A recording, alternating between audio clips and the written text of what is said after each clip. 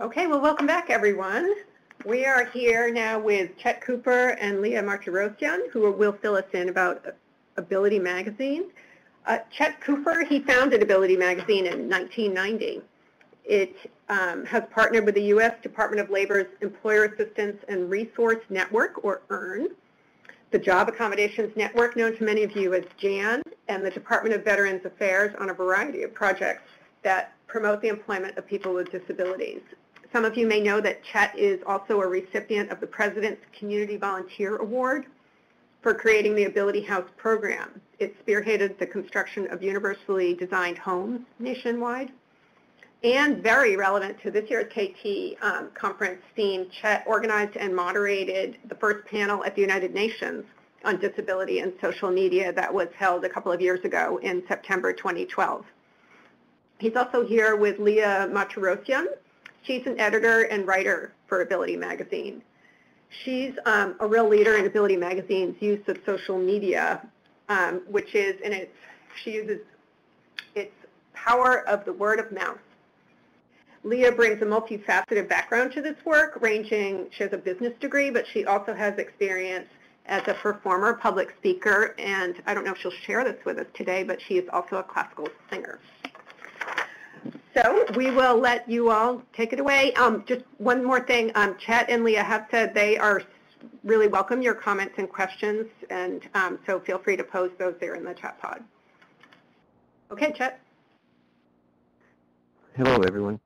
I just want to confirm what Kathleen just said. At any time you could ask questions. The way we typically present, at least I present, is it's pretty loose. We don't sit and read a script per se. And that being said, when I heard the introduction, it reminded me that of some of the things that we've done. But I just wanted to briefly mention the Ability House program. While it's unique in its working with universal design aspects back in the day when people didn't know what universal design actually meant, what we did was we partnered with Habitat for Humanities around the country, and we built these homes. But as most of you know, Habitat is a volunteer-based organization. What we did is we brought volunteers with disabilities to build the homes. So it was a pretty dramatic sight to see pretty much any type of disability one could imagine on a work site building a home for a family that had disabilities. That actually could lead me into a little bit of what we were talking about, media outreach. That might have been the most user-friendly project in the sense of outreaching to media that exists today. When we send out press releases to talk about that event, wherever that event might be, whether it was a home we did in Maryland or a home we did in Birmingham, Alabama. When we sent out press releases, it was pretty easy to get attention from the media when we described a home being built by volunteers with disabilities. That typically makes one wonder, especially with the use of the word disability, usually meaning it doesn't work, it's not functioning, and you're on disability insurance, you can't work, but yet we're having volunteers build a home. And when it comes to media, I think most of you are looking to how do we get more of our stories out there. And the sad thing is that most of the time media is set up as, you may have heard, if it bleeds, it leads, which is pretty frustrating. If you watch the news, you'll see that is evident today, whether it's Ebola or wars or shootings, those are what lead the headlines. So the question is, how do you take good work that you're doing and I guess I'll say spin it to such a way that the media pays attention and actually picks up the story. I think that the easiest way to look at that in the sense of what you're doing is always think of it as a human interest story. What can you do that you're working, even if it's in academia, to take that structured format and make it a, I'll say, heartwarming, human interest in that it's an individual person that is dealing with a challenge that they've been able to accommodate with the work that you're doing. So it's not easy sometimes to spin a story that seems to be a little bit dry, but there's usually a way to do something that is more compelling to the reader. The media does want to also project positive stories. They know that they're doing what they're doing with the Bleeds and Leads, but they also look for articles and stories that have a positive ending. So those are the challenges that you have, is how in other press release, other organizations, public service announcements and such are there too, trying to spin a story that get their information out. And the question is then, how do you write your own stories if you're not really a writer? You may have to go to an outside source or someone within your company that does know how to write in a meaningful way, that you tell them the story and you sit together and come up with a way that takes that might be dry and make it a little bit more digestible for the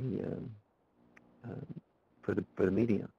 So, Chet, this is Kathleen. This is all really interesting. You know, you're talking about how researchers might need to work with external writers to figure out that human interest and get their story into the press. So people want to hear about it. Could you speak a little bit louder? We're getting some comments that people can't hear you. Thanks. So the question is, can I speak louder? Years ago, I did, and as I've gotten older, I've not. Sorry about that, folks. Is this any better? A little bit. Mm-hmm. So participants, he's trying his best, and let us know in the chat if you can't hear him. Yes, I'm sorry, everyone. I actually am low, typically low volume. It's just part of my entity, I guess. What I think I would like to hear from the audience, what are the biggest challenges they have? Are they sending press releases out? And if so, what do they think is causing them not to be able to have stories run?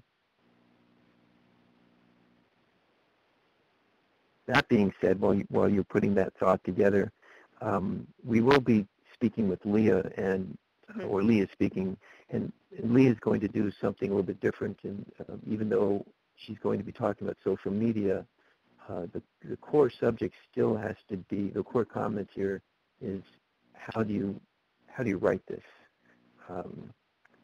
And so with so I'm actually sorry, I'm hesitating. I'm looking at the screen and I'm seeing that my volume sometimes is high, sometimes low. So I'm sorry about that, folks. Hey, Chet, why don't maybe if it is your speaker, maybe try unplugging and using your speakerphone, just a regular phone, to communicate. Maybe that'll take the fuzz away. Oh, there's fuzz. Okay, I'll try it. Sorry, folks. I'm going to try something else.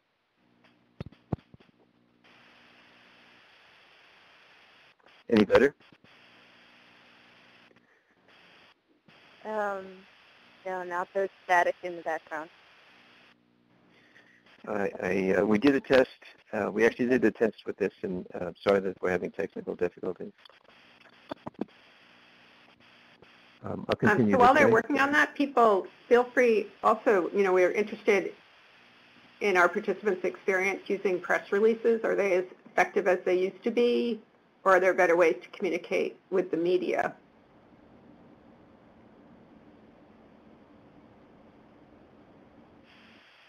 Chet, did you hear that? Hi. I'm trying to fix on my end, and I think this is the best that I can do. I'm hoping that it's working for everyone.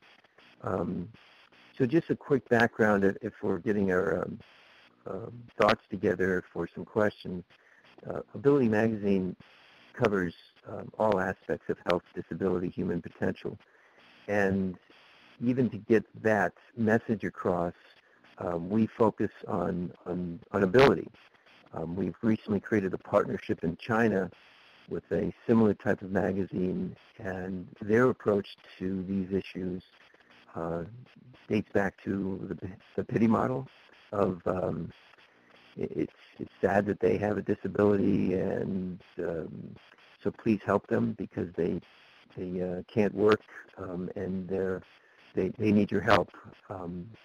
One of the reasons we created this partnership, which actually came out of a relationship we built at the United Nations, was that the China press for people with disabilities actually wants to reconfigure their approach in editing style.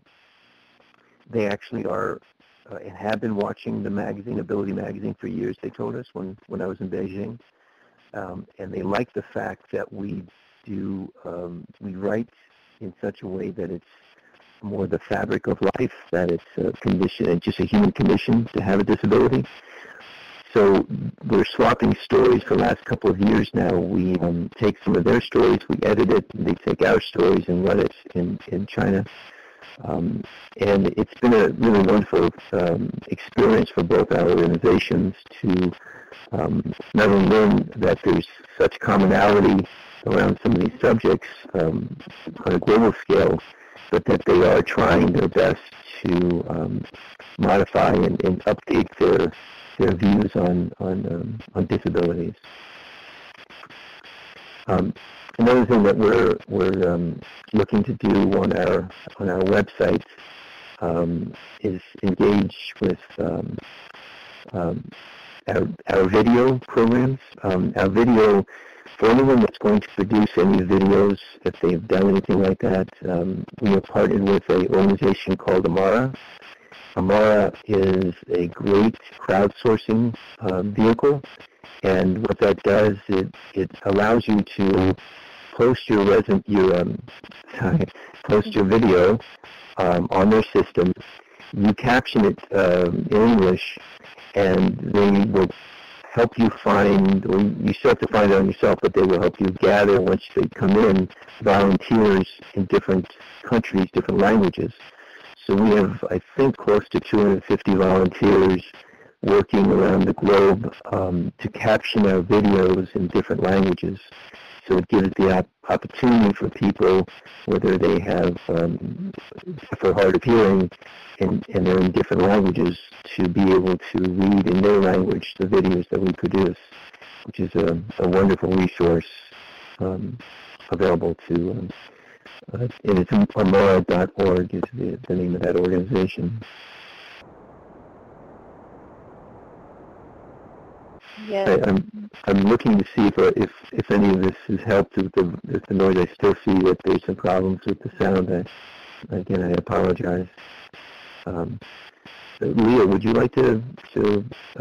Well, I would like to real quick go back to a question that was asked earlier about the effectiveness of press releases, if they're still effective, or an effective way of communicating with the media, such as ourselves. And I would like to say that it all depends on how it's written, how the wording is written. Sometimes press releases you just delete them because it's just too much, and other times you're thinking, wow, this is interesting. Maybe we can start something with whatever we're looking at right now. So I don't know what your input is on that, on press releases, Chet. Well, I think you're right. I think that the press release, if you write a press release, you have to make it. You have to have a strong heading. That's first. It's the first thing that they see. So you have to come up with an idea that will catch their eye, because they are people that receive press releases. Ourselves, we're part of that mix. We get press releases sent to us every day. Tons of press releases coming in. Some of them are frustrating because the headline's actually kind of clever, and then you look further and it really doesn't even connect to the storyline.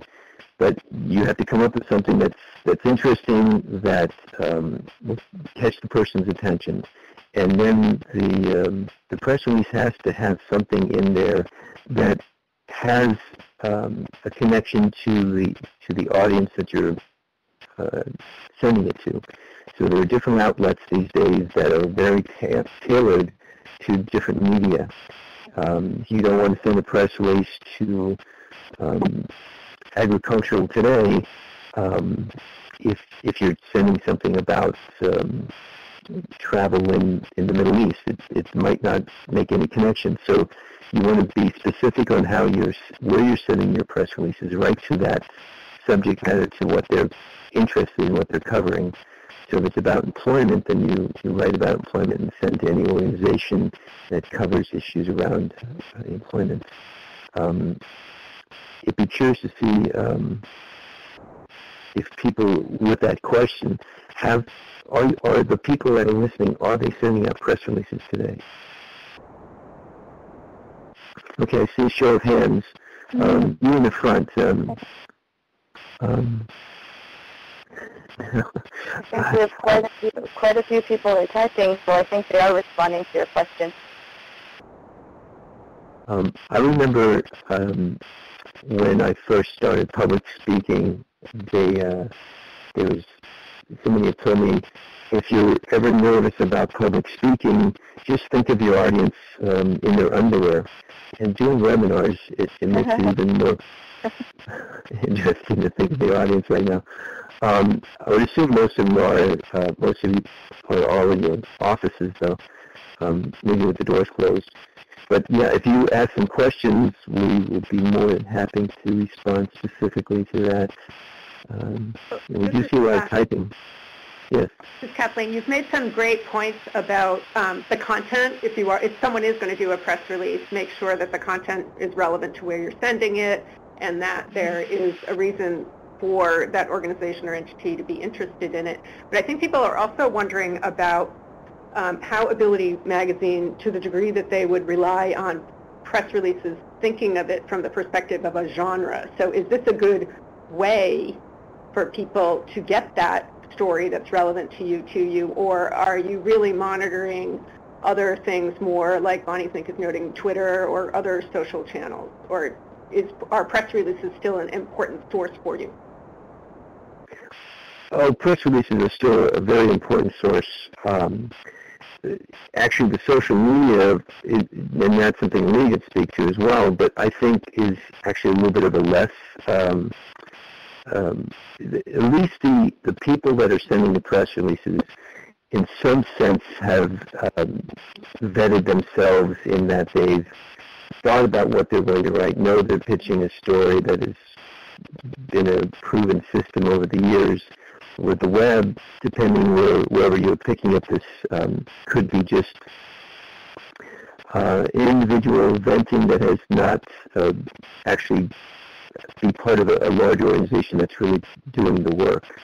I've seen, maybe it's because of that we've been around for over 20-some years, the press releases that we typically get are from larger entities that have substance behind them. They know that there's links that we would look through to build the story are significantly real.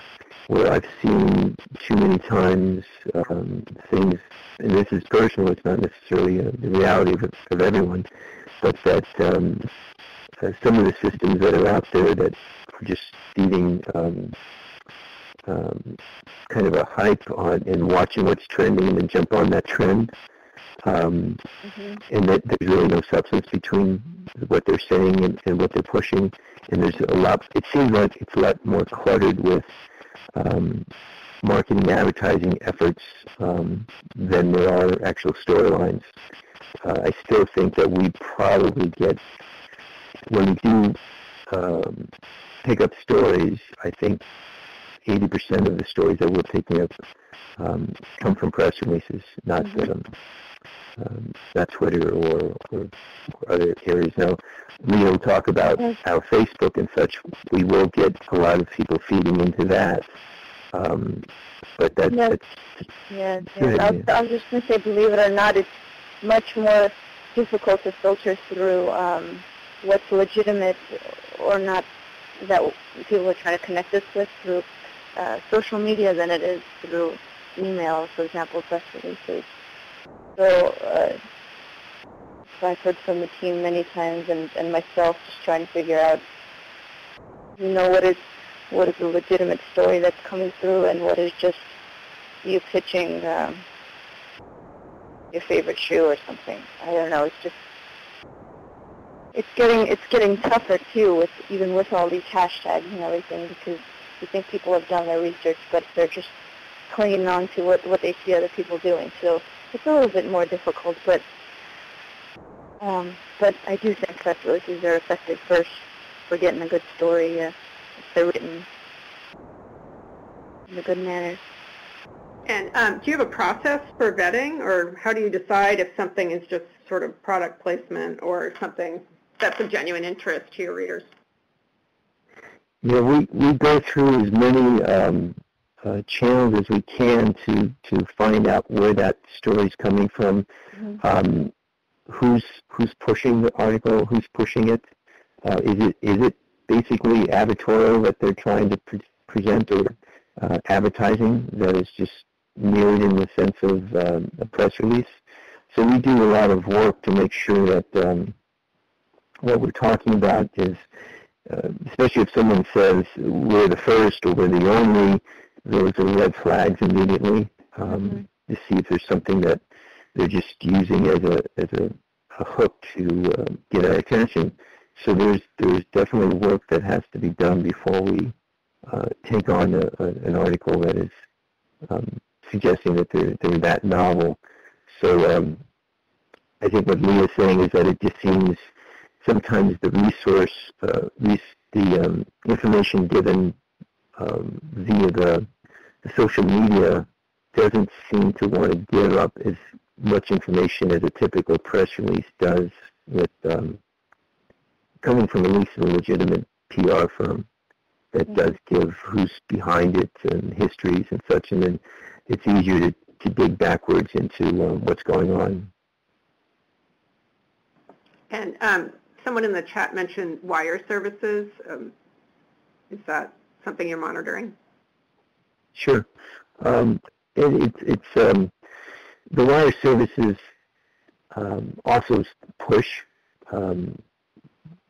So they when you work with a service like that, oftentimes they give you different options, and so we're set up in such a way that anytime anyone wants to push an article that has anything to do with health or disability, it comes to us directly. And so it's a lot of work to go through all of that, and especially when you use the word health, because that really becomes a floodgate of information coming through of different research that's going on, trials from different, whether it's about MS or spinal cord injury or blindness. There's an overwhelming amount of information coming out from big pharma to small organizations working around the perimeter of these things that we have to study. And we have medical doctors that we work with that are part of the team. And once we vet as much as we can, then we send it to them, and they do their own vetting and determine if we're going to further the connection between that story, and if it all works, then we put it together. So let's just say you're a grantee of a federal agency that funds disability research, just a hypothetical, right? And you have a story that that you think would be good for Ability Magazine. What would you recommend that researcher do? Work through their university communications department, or contact you directly, or try to be on that committee? What is the best way to reach you or people like you? There's no one like me, but that's a bad joke. Sorry. Actually, maybe all of the above. In a sense, they can absolutely send things directly to us. That's fine. Going through the university is actually a good idea, because if you could tie together the organization and PR, but maybe even further expand it into trying to get the communications department and get some interns working to draft press releases and work with them, even on social media, so that the student gets involved, whether it's an internship or a mentoring program, with the university and with the grantee, then you have a win-win-win situation. And then also, it's always easier to come to establishments like ourselves that are disability and health focused. It gets a little bit more difficult to write something that is going out to the general media. But that's where, if you had some people that can support that effort and continue to push the message and follow up with that message, that's always a key component. Oftentimes we are so swamped with information and what we're doing that we would do something with a certain organization, but it's now been buried in our inbox. But getting a second, maybe even a third attempt might awaken us to say, that's right, that was one of the flags that we had given a green light to, but it's buried under several other green lights. So being diligent in trying to get a response from the media is also a really important issue.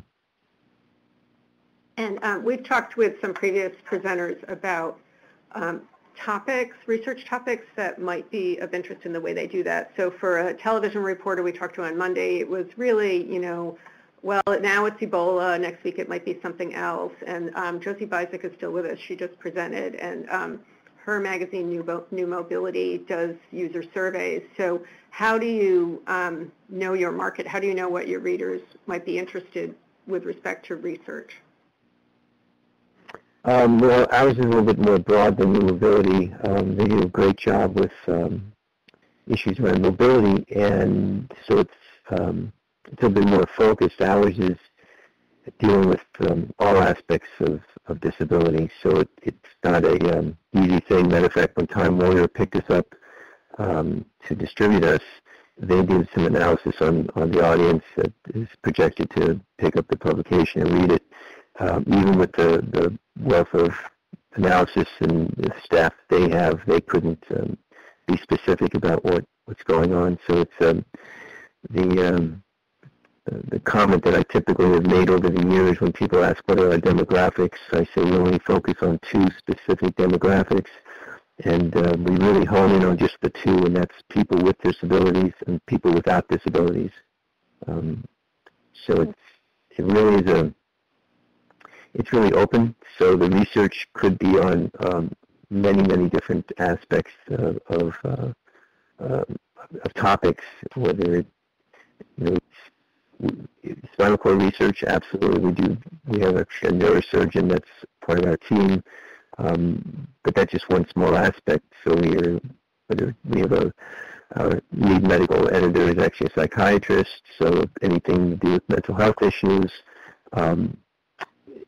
So we don't do well getting put into a specific area. It's too broad for what we're doing. And of course, the core of what we're all about is changing the attitudes around health and disability to society. But doing that, we run these different stories, and as you know, we're celebrity driven, so our covers are different high-profile personalities, celebrities, actors, politicians that the general population knows, and so they pick up the publication oftentimes because of that celebrity, and then they start reading about subjects that they may have not been interested in or gone unnoticed, and so we're approaching the whole subject in a little bit different way than others have done in the history of this subject matter. Yeah, it's a great way your magazine uses that celebrity focus as a bridge to more serious things. I must admit it's caught my eye. It comes in here, and I have done exactly what you're talking about. So you already have connections to some researchers. You've talked about how when an article comes in, you might pass it by to someone else to do some review of it. How have those researchers connected with you, and how might others do the same? I think, but typically we have people send their press releases to editorial@abilitymagazine.com. That's editorial@abilitymagazine.com. There's also something we're working with an organization called Cause-Related Media, cause-relatedmedia.com, and that idea there is that they will help people learn how to write their own press releases, help them push the stories out to other media, and working with them directly will be it'd be a nice filter for us as well to get that the vetting of it already done before it comes to us. So that's another opportunity that people have. But maybe we should see if Leah has anything in the sense of the social media side of getting the message out to either us or others, and how that might all work together. So is cause-relatedmedia.com disability focused or not necessarily? Not necessarily. It's basically set up to anything that has a cause connected to a disability being one of those. Okay. So would you say that, you just basically told people to email your magazine as far as making a connection with you. In your conversations that you've had with other disability-focused publication staff, is that generally what you would encourage people, or what they encourage people to do, or are you particular in that, or unique in that you like that direct contact? Oh, I actually don't know. I don't know that any other publications. I know New Mobility, they've been around for a long time. I don't know how others are working on that. I would think they're doing a similar thing. Yeah, the larger media have different departments. And like you said, you have some other people with the news agencies, television, etc., and they have their ways of getting that. You usually go online and it will filter through where to go to send that release or to get that information to see if they'd be willing to have any interest in covering it. Yeah, I don't know about the other publications that are disability-centric, how they work. And one important part of knowledge translation that our center especially tries to raise awareness about is that the research connection to media doesn't have to happen only at the end of a research project where there's already a set of findings. So how open would you be to someone getting in touch with you, say while they're writing the request for proposal and saying, hey, Chet, hey, Leah, what are your readers interested in? We really want to do something that is really going to have relevance and be helpful to consumers. So, could we pick your brains? Is that a conversation you would want to have, or really you prefer just to get the information at the end of a study? Well, that's a great question. There have been times that we've worked with organizations that are doing things that are looking for data. So that's a possibility.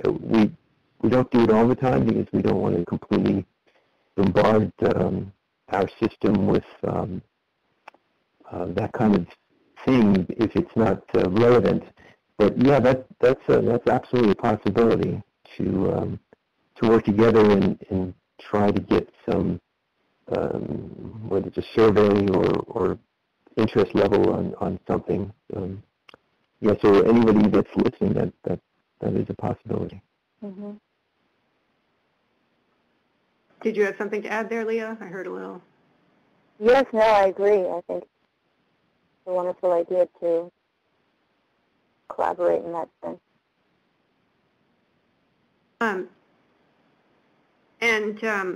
Another issue that has come up in some of our questions in previous conversations that you touched on earlier, when you were talking about when someone is writing the press release and the importance of the human interest and maybe even focusing on an individual, how do you balance, or what about some researchers are concerned about a number of aspects of that. Well, one thing would be not wanting to put up an individual and imply that somehow that one person's experience is generalizable to everybody with a particular condition, or even everybody with disabilities. So how have you handled that issue in Ability Magazine? Yeah, the concept of some kind of anecdotal experience being one that covers everyone. I think it's the way it's written. I think if it's put out there in that manner, that this is maybe not can't be used as an example for all people, but one interesting story, blank, blank, blank, and human interest, and talk about it in such a way that the reader realizes that this is not a blanket statement, but just an interesting aspect of this person that story should be shared. And then you just make sure as you end the story that again it's confirmed and reaffirmed that there's there's more to this than just that one part. But it helps drive the article and helps drive. It's one of those things that if it's done properly, it gets picked up, which is the important thing, to get the story out about the overall research that's going on. But I agree with them that it's a slippery slope if you do it the wrong way. If you go at it in such a way that you're promoting something that this is the way everything is working, but I think it can be written in such a way that you can have your cake and eat it too. I mean, why have the cake if you can't eat it, is what I say. Mm-hmm. I'm looking at Bonnie Zink's comment there. So if we are, assuming or talking about how that individual person's experience is going to draw a reader into your article, analogously, if someone's trying to catch you, Chet Cooper and Leah Martirosyan's attention, does it help to have that kind of case study built into the communication that goes to you about the study? Yeah. Yes. Yeah. What you're trying to do is tell us, or I think any editors that are looking at this, or whoever's doing the initial screening, that there's an interesting story here. Sometimes the research might, in and of itself, be interesting. I'm not saying that isn't potential reality, but oftentimes, especially academia, that it's written in such a way that it's you only get a few seconds of eyeballs on some of these things, and so if it's done towards, it looks like it should just go into a scientific journal, you may not get that person to read further if you're trying to get it out to the broader media. And can you think of an example of, the researcher who did it right? Something that someone got in touch with you and it did turn into a story? Jack Gillespie, you're going to say something yet? I was going to respond in a similar way. There's quite a few. Who is this? I didn't catch the name. Oh, I was actually making that person's name up as if I remembered his name. Leah, go ahead and respond, please. Well, what Chet's trying to say in a humorous way is that there's been quite a few instances where that's been possible and stories been formed from it. Try to think of something off the top of my head. A little bit difficult. Gosh, I can't. Or we could go down like the glamour don't route, or there are things that typically researchers are doing that you wish they wouldn't. Oh, interesting. That's a tough one. So when I think of researchers, my mind goes pretty broad, and a couple of ideas that came to mind just when you said research, which may be beyond what you guys are doing out there, but there's some scientists that, for example, had sent us what they're doing with vision, what they're doing with children with cerebral palsy, and getting them to have a better, increasing their chances of being able to walk. Yeah, and so both of those were, I think, kind of easy to pick up, because one was creating a pair of glasses that called OrCam, that was identifying images and calling out what those images are as you point to them. So that is absolute science, but the human interest they sent in such a way that talked about the people using it and how that's changing their lives, of going to a bus stop and pointing them in the bus as it's coming to where it actually reads the bus sign and where that bus is going. So that's a human interest. There's connection to people actually able to change their lives with this technology. And the technology is so new that only a few people are even using it, still somewhat beta.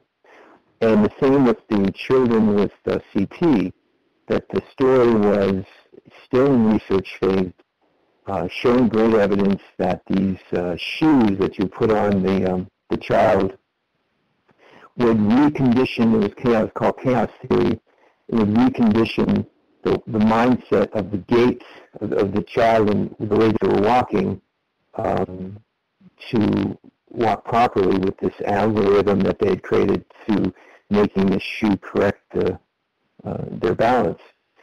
So human interest didn't specifically talk about one child or the child's name, but lots of inference to the children and pictures in such a way that were usable, that they had already done their homework in having images available, which is a really good part, especially if it's going to a magazine. Sometimes newspapers, you don't need the images as much. But if you could have images, high-resolution images for print, which is 300 dpi, and large newspapers, 72 dpi, same with web, only 72 dpi. But if you have things prepared, make it as turnkey as possible, it makes your chances, increases your chances dramatically of getting something in print. Mm-hmm. Interesting. Josie Bisek is typing, yes, she's concurring. High-resolution pictures are so important. Mm-hmm. So that is good information for our audience. Are you doing anything special or particular with the magazine's marketing to reach across generations? We're going back in time, actually. No, we're not doing anything in the sense of age. We do have Leah. She's young, so we covered that. And I'm old, so we've got that covered. So, but not specifically. We're not targeting. Are you talking about the aging of America concept of baby boomers getting older? Is that where the question comes from? It's actually a registrant's question. How do you best reach across generations? Oh. Did I hear something, Leah? Well, I mean, I was thinking, are we going, like you said, is it older or younger? Because younger, yes, social media is a major outlet for getting to a whole other generation of younger folks and kind of having them relate to, like Chet's been mentioning, our human interest stories or whatever's going on currently that we're taking part in all of our different projects. But that is actually a wonderful way of getting getting out to the younger generation. But as far as the older generation go, what are we doing? I know, believe it or not, so I don't know if you're familiar with something we've actually gotten a wonderful award for, is our voice code that we are the first publication to, I think the only right now, placing these voice codes at the bottom of all of our editorial pages, which is these voice codes, you can compare them to QR codes, but they're extremely high density. So they're able to hold all of these editorials to the one code which you can scan on your smartphone, and it will read it out loud to you. And the reason I'm bringing this up is because another generation thing is with my grandmother. She has a smartphone, and she's very into learning new things and wanting to know more. So I've kind of been teaching her how to access our magazine in a different way, our editorial in a different way, using this voice code. So she's able to scan it and listen to it and read it and go along with it. So that's another point I thought to bring up. What do you think, Chet? Yeah, I think that's, and just to add to that, Mia's grandmother speaks another language, and so the voice code system that we've incorporated into all the printed editorial pages actually can read our English and convert it into 58 different languages. So for people that are still learning English or have problems reading, any kind of reading difficulties or low vision, it's a great resource to take that content and listen to it in, like I said, also in multiple languages. The other thing we do is some of our programs that we've worked with in volunteerism also is connected to volunteers that are senior citizens, like SeniorNet. So we reach out indirectly whenever we do things. The magazine is integrated into our programs. So we didn't target SeniorNet, for example, as a new or as a marketing concept to reach readers that are senior citizens, but it defaults that way just because of the organizations that we often partner with to do different projects. Okay, great. And that would also be another question was reaching out across cultures and outreach to racial ethnic minorities. So building your network through volunteers sounds like a great way that would address that registrant's question. We are coming up to the top of the hour, so is there any other thing you all wanted to add? Well, we are doing some things with the Hispanic market. We're doing something with Telemundo to expand the awareness of what they're doing with their organizations and what we're doing. So it's so different generations, different cultures, different languages. We're trying our best to use disability as kind of a common denominator of everyone. Okay, great.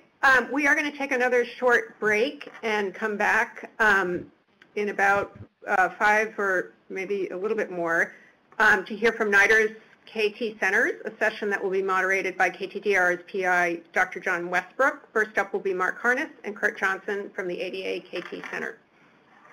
Thanks all. Thank you. Thank you.